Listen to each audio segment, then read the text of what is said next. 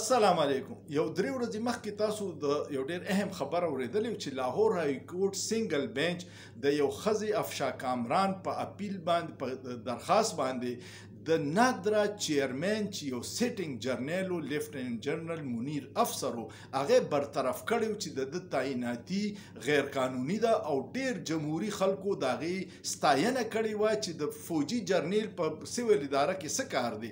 کو ریټایر شي بیا هم ټیک د خوا خو لا فلحال جرنیل دی سرویس کې دی.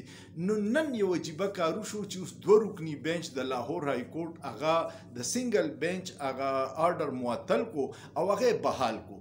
اوس عدلیه داسې یو عجیبه پاکستان کې د اسیم نمبر 137 واده په دنیا کې چې دلته دوه خبرې دي.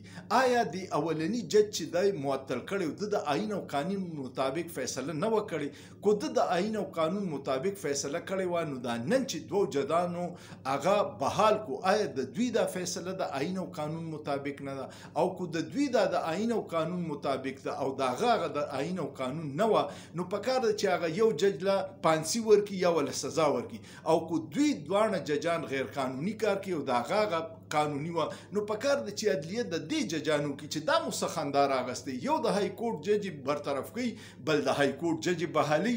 نو آئین او قانون چرته دی؟ یا ستاسو د آئین او قانون تشریح جدا ده یا د یو جج سره یو کتاب دی د آئین او قانون او د بل جج سره بل کتاب دی د آئین او قانون.